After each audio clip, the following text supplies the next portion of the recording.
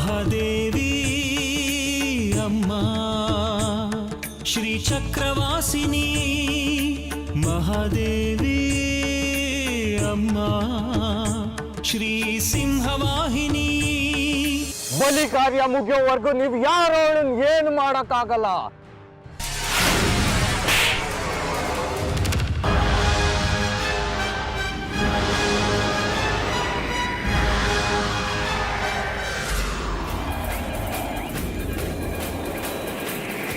ಹಾಳಾಗಿ ಹೋಗ್ತೀರಿ, ನೋಡ್ತೀರಿ, ಮಣ್ಣು ತಿಂತೀರಿ. ನೀವು ಯಾವ ಸ್ವಾರ್ಥಕ್ಕೆ ಅವನನ್ನು ಕರೆಸಿಕೊಂಡಿದ್ದೀರೋ ಅದೇ ನಿಮಗೆ ತಿರುಗುಬಾಣವಾಗುತ್ತೆ. ಈಗಲೂ ಕಾಲ ಮಿಂಚಿಲ್ಲ. ಅಮ್ಮನವ್ರ ಮುಂದೆ ತಪ್ಪಾಯ್ತು ಅಂತ ಬೇಡ್ಕೊಡಿ, ಕ್ಷಮಿಸ್ತಾಳೆ ಆ ತಾಯಿ. ಕ್ಷಮೆಯಾದ ರೀತಿ ಅವಳು.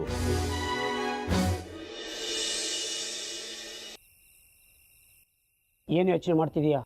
ಸಮಯ ಮೀರ್ತಿದೆಯಲ್ಲ, ಹೀಗೆ ಕಾಲ ಕಳೆದ್ರೆ ಹೇಗೆ ಅಂತ. ಕರುಣೆನಿಲ್ವಾ ನಿನಗೆ? ಕನಿಕರ ಕರುಣೆ ಅನ್ನೋದು ನಮ್ಮ ಭಂಡಾರದಲ್ಲೇ ಇಲ್ಲ. ಎಲ್ಲ ಸುಟ್ಟು ಬೂದಿ ಮಾಡ್ಕೊಂಡಿರ್ತೀವಿ. ಗುರುಗಳು ಹೇಳಿದ ಕೆಲಸ ಅಷ್ಟೇ ಮುಖ್ಯ ನಮಗೆ. ಅವಳು ನಮ್ಮನ್ನು ನಂಬ್ಕೊಂಡಿದ್ದಾಳೆ, ಕಾಪಾಡ್ತೀವಿ ಅಂತ ಅಂತವಳು ಕತ್ತನೆ ಕೊಯ್ಯೋದಾ? ಸರಿ ಇಲ್ಲ ಇದು. ಗುರುಗಳು ನನ್ನನ್ನು ನಂಬಿದ್ದಾರೆ, ಗುರುದ್ರೋಹ ಮಾಡೋದು ಕೂಡ ಸರಿಯಲ್ಲ. ಆದರೆ ಹೆಂಡು ಕುಡ್ಕ ಅಪ್ಪನ ಬಗ್ಗೆ ಯೋಚನೆ ಮಾಡು. ಅವಳಿಂದೇ ಅವನಿಲ್ಲ, ಅವಳೇ ಅವನ ಉಸಿರು, ಅವಳಿಂದಲೇ ಅವನಿನ್ನೂ ಬದುಕಿರೋದು. ನಾನು ಕೂಡ ನನ್ನ ಗುರುಗಳ ಬಗ್ಗೆ ಯೋಚನೆ ಮಾಡಬೇಕು. ಬಲಿ ಕೊಡ್ದಿದ್ರೆ ಗುರುಗಳು ತಮ್ಮ ಶಕ್ತಿನ ಮರಳಿ ಪಡೆಯೋಕ್ಕಾಗಲ್ಲ. ನಾನು ಅವ್ರನ್ನ ಆ ಸ್ಥಿತಿಲಿ ನೋಡೋಕ್ಕಾಗಲ್ಲ. ಅದಕ್ಕೆ ನಮ್ಗೆ ಉಪಕಾರ ಮಾಡಿದ್ದ ಜಾಜಿನೇ ಆಗಬೇಕಾ? ಯೋಚನೆ ಮಾಡು, ನನಗೋಸ್ಕರನಾದರೂ ಬಿಟ್ಬಿಡು. ತಪ್ಪಲ್ವ ನಿನ್ನ ಯೋಚನೆ? ಇವಳನ್ನಲ್ಲದೆ ಬೇರೆ ಯಾವುದೇ ಹುಡುಗಿನ ಬಲಿ ಕೊಟ್ಟರು ಅವ್ರ ಮನೇಲಿ ಕೂಡ 108 ತಾಪತ್ರಯ ಇರುತ್ತೆ. ಅವ್ರ ಮನೇಲೂ ಅವಳನ್ನು ತುಂಬ ಪ್ರೀತಿಸೋರು ಇರ್ತಾರೆ. ಹಾಗೇನು ಮಾಡ್ತೀಯಾ? ಅಂದರೆ ಭಾವನೆ, ಸಂಬಂಧ, ಪ್ರೀತಿಗೆ ಬೆಲೆನೇ ಇಲ್ವಾ? ಮನುಷ್ಯತ್ವನೇ ಇಲ್ವಾ ನಿಮ್ಮ ಮನಸ್ಸುಗಳಲ್ಲಿ? ಅದೆಲ್ಲ ಇದ್ದಿದ್ರೆ ನಾವು ಯಾಕೆ ಈ ಹಾದಿ ಹಿಡಿತಿದ್ವಿ? ಅದು ನಶ್ವರ ಬೂದಿ. ನಾವು ಅದನ್ನು ಮನಸ್ಸು ಕಚ್ಕೊಂಡ್ರೆ ನಮ್ಮ ಸಾಧನೆ ಶೂನ್ಯ. ನೀನು 100 ಮಾತುಗಳನ್ನ ಪರವಾಗಿ ಆಡಿದ್ರು ನಾನು 1000 ಮಾತನ್ನು ವಿರೋಧವಾಗಿ ಆಡ್ತೀನಿ. ಸುಮ್ಮನೆ ತರ್ಕ ಬೇಡ, ಕೆಲಸದ ಕಡೆ ಗಮನ ಹರಿಸೋಣ.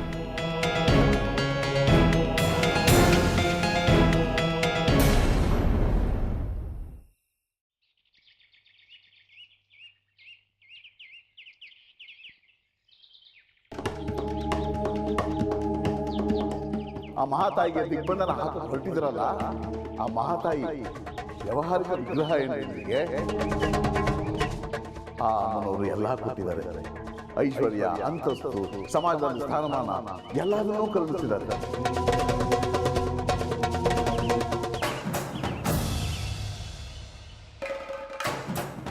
ಅಂತಹ ತಾಯಿಗೆ ಆ ದುಷ್ಟನ ಜೊತೆ ಸೇರ್ಕೊಂಡು ದಿಗ್ಬಂಧನ.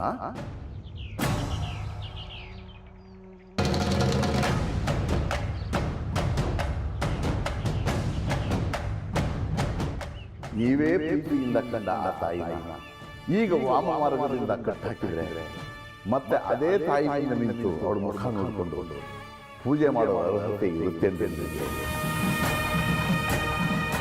ಈಗಲೂ ಕಾಲ ಇಲ್ಲ. ತಪ್ಪನ್ನ ತಿದ್ದುಕೊಳ್ಳಿ. ಅಮ್ಮನವ್ರ ಮುಂದೆ ತಪ್ಪಾಯ್ತು ಅಂತ ಬೇಡ್ಕೊಡಿ. ಕ್ಷಮಿಸ್ತಾಳೆ ಆ ತಾಯಿ. ಕ್ಷಮೆಯಾದ ರೀತಿ ಅವಳು.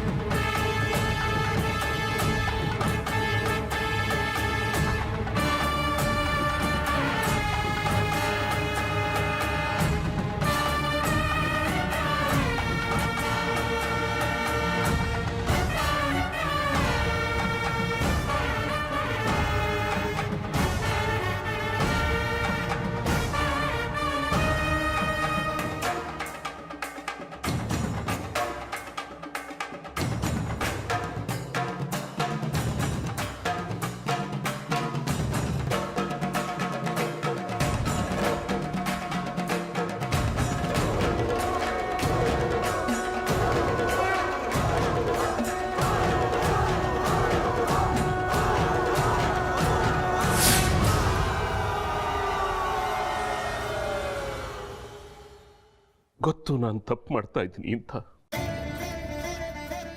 ಆದರೆ ನನ್ನ ಕಾವ್ಯ ಸಾಧನೆಗೆ ಇದು ಅನಿವಾರ್ಯ ತಾಯಿ. ಮಕ್ಕಳನ್ನ ಸುಮ್ಮನಾಗ್ಸೋದಕ್ಕೋಸ್ಕರ ತಾಯಿ ಸುಮ್ಮನೆ ಗದರ್ತಾಳೆ.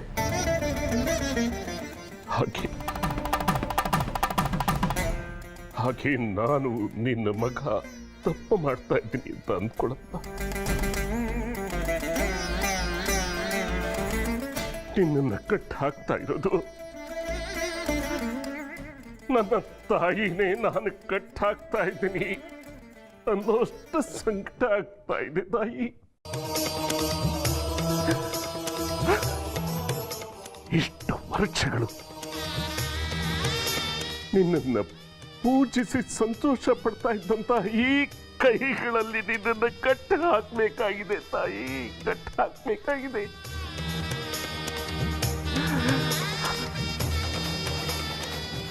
ನನ್ನನ್ನು ಕ್ಷಮಿಸು, ಕಾಪಾಡು ತಾಯಿ, ನನ್ನನ್ನು ಕ್ಷಮಿಸು. ಕ್ಷಮೆಯ ಧರಿತ್ರಿ, ಈ ಭಕ್ತನ ಮೇಲೆ ನಿನ್ನ ಕರುಣೆ ಇರಲಿ ತಾಯಿ, ಕರುಣೆ ಇರಲಿ.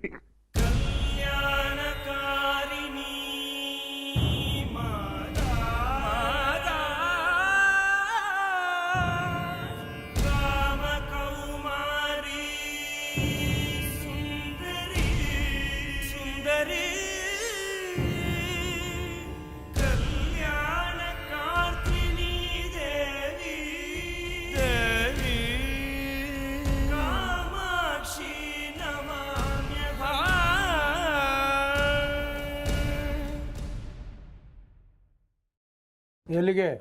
ಆ ಬಿಸಿಲು ಮಾರವಂಗೆ ದೀಪ ಹಚ್ಚಿಟ್ಬಿಟ್ಟು ಬರ್ತೀನಿ. ನೀನು ಒಬ್ಬಳೇ ಹೋಗ್ಬೇಡ, ಮಾಧವ ನಾನು ಜೊತೆಲಿ ಬರ್ತೀವಿ.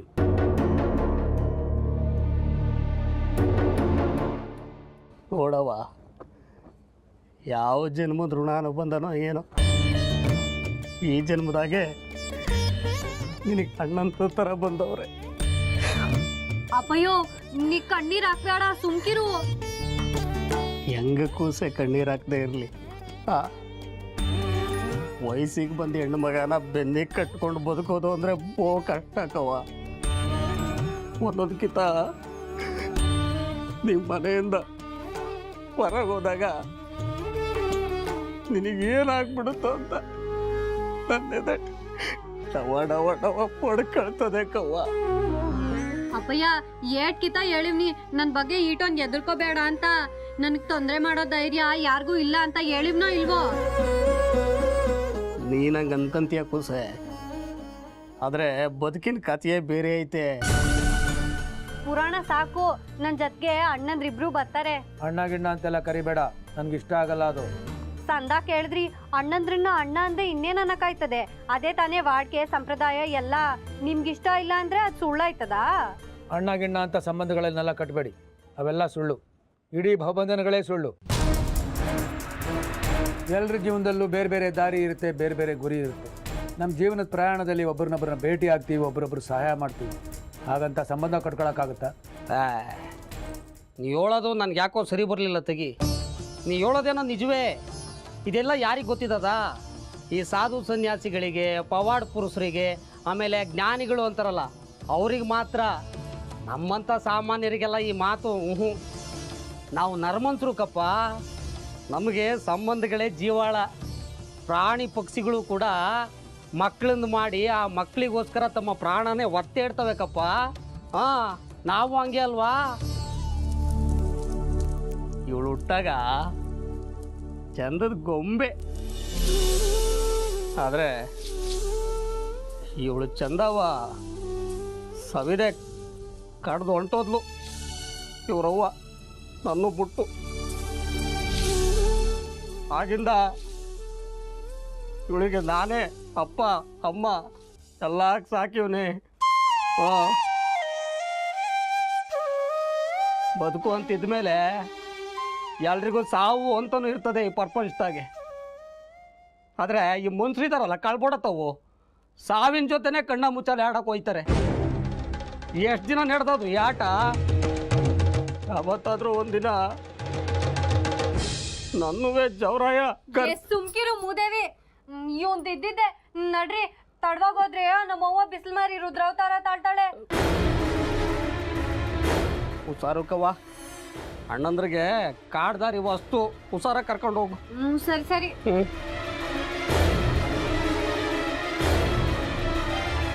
ಹುಷಾರುಕಪ್ಪ.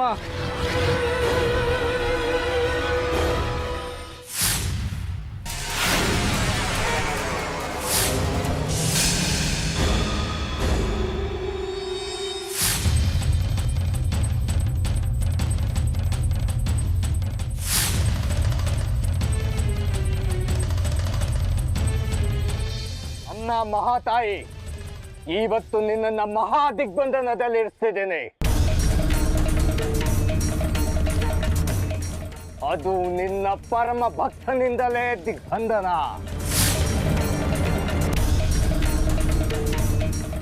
ಎಲ್ಲೂ ಮಿಸ್ ಕಾಡೋ ಹಾಗಿಲ್ಲ. ನನ್ನ ಕಾರ್ಯ ಸಾಧನೆ ಮುಗಿಯೋವರೆಗೂ ಸಹಿಸ್ಕೋಬೇಕು ತಾಯಿ, ಸಹಿಸ್ಕೋಬೇಕು. ಬೇರೆ ದಾರಿನೇ ಇಲ್ಲ ನನಗೆ. ಆಶೀರ್ವಾದ ಮಾಡಮ್ಮ ಈ ನಿನ್ನ ಭಕ್ತನಿಗೆ.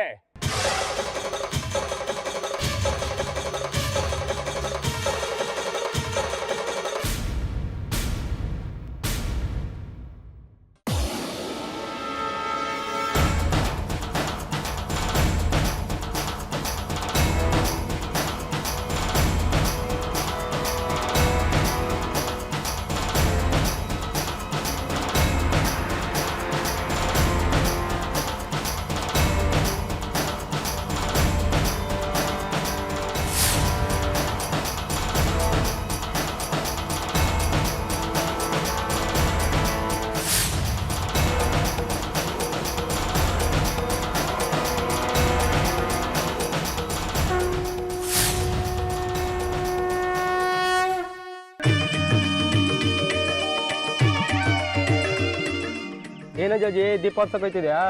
ಬಿಸಿಲು ಮಾರಿ ನಮ್ಮನ್ನು ಮಾರಿಬೋದು, ಆದರೆ ನೀ ಮಾತ್ರ ಒಂದಿನಕ್ಕೂ ಮರಿಯೋದಿಲ್ಲ. ಹೋಗು ದೀಪ ಹಚ್ಚು.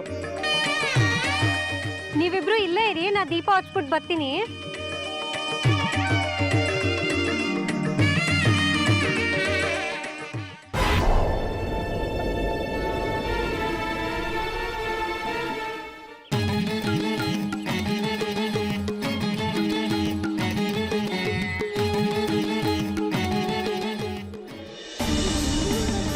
ನಿಮ್ಮ ದೊಡ್ಡವರು ಜಾಜಿನ ಕಾಪಾಡಿದ್ರು ಅಂದೆ, ಹೌದು. ಈಗ ಕಾಪಾಡಲ್ವಾ? ಗುರುಗಳು ಜಾಜಿ ಮನೆಗೆ ಪ್ರತಿಬಂಧ ಹಾಕಿರ್ತಾರೆ. ಮನೆಯಿಂದ ಹೊರಗೆ ಬಂದಾಗ ನಾನು ಕಾವಲಾಗಿರ್ಬೇಕು. ನಮ್ದೊಂಥರ ಪಾಪಿ ಜನ್ಮ ಅಂತ ಅನಿಸ್ತಾ ಇಲ್ಲ ನಿಂಗೆ? ನಿನ್ನ ಬಗ್ಗೆ ಮಾತಾಡು, ನನ್ನ ನಿನ್ ಜೊತೆ ಸೇರ್ಸ್ಕೋಬೇಡ. ನನಗೂ ನಿನ್ಗೂ ವ್ಯತ್ಯಾಸ ಇದೆ. ಅಂತರಾತ್ಮ ಸತ್ತೋಗಿದೆ ನಿನ್ಗೆ. ಇದೆ ನಮ್ಮಿಬ್ಬರ ಮಧ್ಯೆ ಇರೋ ವ್ಯತ್ಯಾಸ. ಅನಾವಶ್ಯಕ ಚರ್ಚೆ ಬೇಡ. ಏನ್ ಹೇಳ್ಬೇಕು ಅಂತಿದ್ಯಾ ಅದನ್ನ ಹೇಳು. ನಮ್ಮಿದವ್ರ ಬೆನ್ನಲ್ಲಿ ಚೂರಿ ಹಾಕ್ತೀವಿ ನಾವು. ಆ ಹುಡುಗಿ ಜಾಜಿ ಮತ್ತು ಅವಳ ಅಮಾಯಕ ಅಪ್ಪನ ನೋಡಿದ್ರೆ ಕರಳು ಹಿಂಡುತ್ತೆ. ಮನುಷ್ಯತ್ವಕ್ಕೆ ಬೆಲೆನೇ ಇಲ್ವಾ? ಭಾವಬಂಧನಗಳೆಲ್ಲ ನಮಗಲ್ಲ, ಅದೆಲ್ಲ ಸುಳ್ಳು. ಅದನ್ನ ಅಂಟಿಸ್ಕೋಬೇಡ. ಈ ಮುಗ್ಧ ಹುಡುಗಿನ ಅಮಾನುಷವಾಗಿ ಕೊಲ್ಲೋದು ಹೇಗೆ? ಒಂದು ಜೀವ ಕೊಡೋ ಯೋಗ್ಯತೆ ನಮಗಿಲ್ಲ ಅಂದಮೇಲೆ ಆ ಜೀವತೆಗೆ ಅಧಿಕಾರ ಕೂಡ ನಮಗಿಲ್ಲ. ಆ ಹುಡುಗಿನ ನಾವು ಸಾಕಿ ಬೆಳೆಸಿದ್ವಾ? ಯಾರ್ದೋ ದುರಾಶೆಗೆ ಈ ಹುಡುಗಿನ ಎತ್ತಾಕೊಂಡೋಗಿ ಬಲಿ ಕೊಡೋದು ಮಹಾಪಾಪ. ತಲೆಯೆಲ್ಲ ಹಟಬೇಡ, ಬಂದ್ ಕೆಲ್ಸದ ಕಡೆ ಗಮನ ಕೊಡು. ಅಷ್ಟಿದ್ರೆ ನಿಮ್ಮ ಮನೆ ಹೆಣ್ಣು ಮಕ್ಳು ಕರ್ಕೊಂಡೋಗಿ ಬಲಿ ಕೊಡು. ಈ ಜನ್ಮದಲ್ಲಿ ಗೊತ್ತಿದ್ದು ಪಾಪಗಳು ಹೆಚ್ಚು ಮಾಡ್ಕೊಳ್ಳೋದು ಬೇಡ. ತಿಳಿದು ತಪ್ಪು ಮಾಡೋದು ಬೇಡ. ಭಾವಬಂಧನಗಳನ್ನ ಕಳಚಿ ಹೊರಗೆ ಬಾ. ವಾಸ್ತವ ಕಾಣುತ್ತೆ. ನಮ್ಮ ಮೂಲಕ ಜಾಜಿ ಸಾವು. ಅವಳ ಬಲಿ ಈ ರೀತಿ ಆಗಬೇಕು ಅನ್ನೋದು ಅವಳ ವಿಧಿ. ಅದನ್ನ ತಪ್ಸೋಕ್ ಕೂಡ ಯೋಚನೆ ಮಾಡಬೇಡ ನೀನು.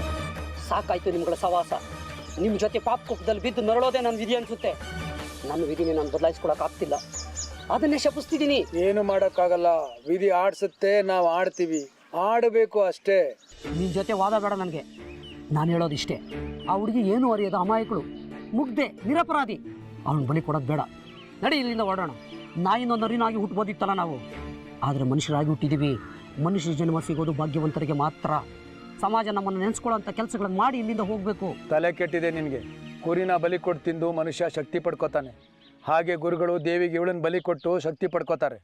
ಇದು ಸೃಷ್ಟಿ ನಿಯಮ, ಗೊತ್ತಾಯ್ತಾ? ಬೆಂಕಿ ಬಿತ್ತು ನಿಮ್ಮ ಹುಚ್ಚು ನಿಯಮಕ್ಕೆ. ಸುಮ್ಮನಿದ್ಬಿಡು ನೀನು, ನಾನೆಲ್ಲ ನೋಡ್ಕೋತೀನಿ.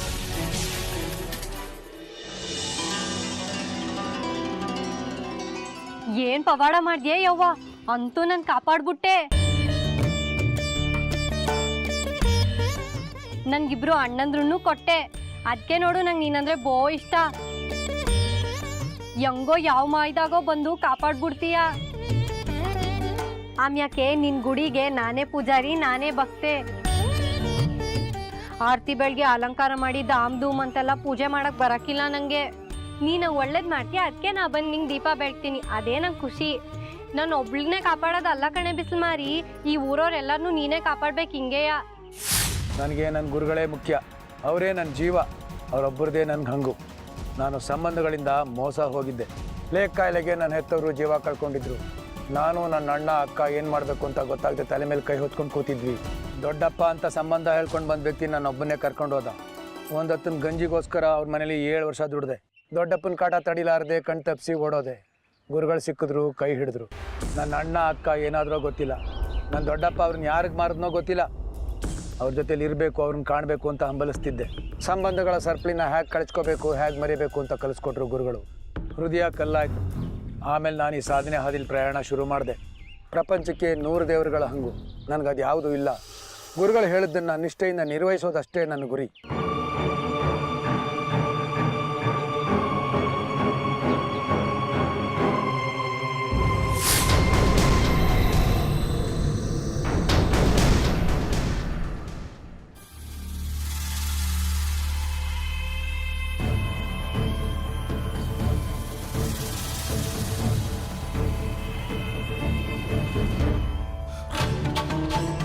ನಾಳೆ ಅಮಾವಾಸ್ಯೆ, ನನ್ನ ಮಹಾಶಕ್ತಿಗಳನ್ನ ಪಡೆಯೋದಕ್ಕೆ ಮಹಾಶಕ್ತಿ ಪೂಜೆ. ಅಷ್ಟ ಲಕ್ಷಣಗಳಿರೋ ಕನ್ಯೆಯ ಮಹಾಬಲಿ. ಪೂಜೆ ನಂತರ ನನ್ನ ಮಹಾಶಕ್ತಿಗಳನ್ನ ಮರಳಿ ಪಡ್ಕೊಳ್ತೀನಿ. ಅಲ್ಲಿವರೆಗೂ ನಿನ್ನ ದಿಗ್ಬಂಧನ, ಎಲ್ಲೂ ಅಲ್ಲಾಡೋ ಹಾಗಿಲ್ಲ. ನೀನು ಮಹಾಮಾಯ ಇರ್ಬೋದು, ಆದ್ರೆ ನಾನು ಮಹಾಘಾತಕ. ನಿನ್ಗೆ 100 ದಾರಿ ಗೊತ್ತಿರ್ಬೋದು ನನ್ನನ್ನು ತಡೆಯೋದಕ್ಕೆ, ಆದ್ರೆ ನನಗೆ 1000 ದಾರಿ ಗೊತ್ತು ಅದರಿಂದ ತಪ್ಪಿಸ್ಕೊಳ್ಳೋದಕ್ಕೆ. ಬರ್ತೀನಿ, ನನ್ನ ಮಹಾಶಕ್ತಿಗಳನ್ನ ಪಡ್ಕೊಂಡು ಬರ್ತೀನಿ. ಅಲ್ಲಿವರೆಗೂ ಇಲ್ಲೇ ಕೂತ್ಕೊಂಡು ನೋಡ್ತಾ ಇರು. ನೀನು ಮಿಸ್ ಮಾಡೋದಕ್ಕೂ ಆಗಲ್ಲ. ಅಂಥ ದಿಗ್ಬಂಧನ ಇದು. ನನ್ನ ಜೀವಮಾನ ಕಾಲದಲ್ಲಿ ಕಲಿತ ವಿದ್ಯೆಗಳನ್ನೆಲ್ಲ ದಾರೆ ಎರಿತೀನಿ. ಇದಕ್ಕೋಸ್ಕರ ಬರ್ತೀನಿ, ಮತ್ತೆ ಮತ್ತೆ ಬರ್ತಾ ಇರ್ತೀನಿ.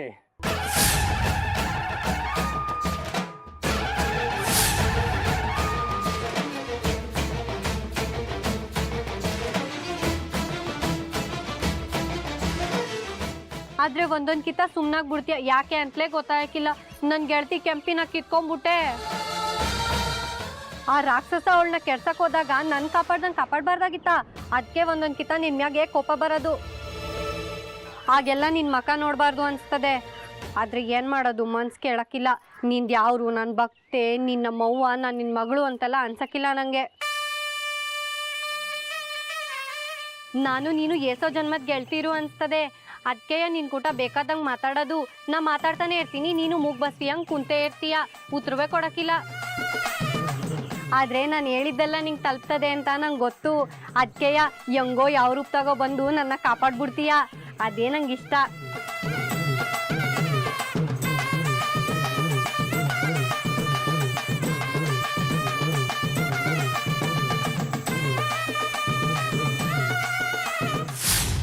ನನ್ನ ಪೂರ್ವಾಶ್ರಮದ ಕತೆ ಹೇಳಿದ ಉದ್ದೇಶ ನಿನಗೆ ಅರ್ಥ ಆಗಿರಬೇಕು. ಇನ್ನೊಂದ್ಸಲ ಅಣ್ಣ ತಂಗಿ ಅಪ್ಪ ಮಗಳು ಅನ್ನೋ ಸಂಬಂಧದ ಬಗ್ಗೆ ನನ್ನ ಹತ್ರ ಮಾತಾಡಬೇಡ. ನಾಳೆ ಅಮಾವಾಸ್ಯೆ, ನಾಳೆ ಬೆಳಗ್ಗೆ ಒಳಗೆ ಗುರುಗಳ ಮುಂದೆ ಬಲಿ ಸಿದ್ಧ ಇರಬೇಕು. ಅದರ ಅರ್ಥ ನಾವು ಕಾರ್ಯಪ್ರವೃತ್ತರಾಗಬೇಕು ಅಂತ. ಅಂದರೆ ದೇವಸ್ಥಾನದಿಂದ ಜಾಜಿ ಹೊರಗೆ ಬರ್ತಿದ್ದಾಗೆ ಅವಳ ಮನೆಗೆ ಹೋಗೋ ದಾರಿಲಿ ಅವಳನ್ನು ಅಪಹರಿಸಬೇಕು. ಹೇಗೂ ಕಾಡ್ದಾರಿ, ಜನಜಂಗುಳಿ ಇರಲ್ಲ. ನಾನು ಉಪಾಯವಾಗಿ ಬೂದಿ ಎರಚಿ ಅವಳ ಪ್ರಜ್ಞೆ ತಪ್ಪಿಸ್ತೀನಿ.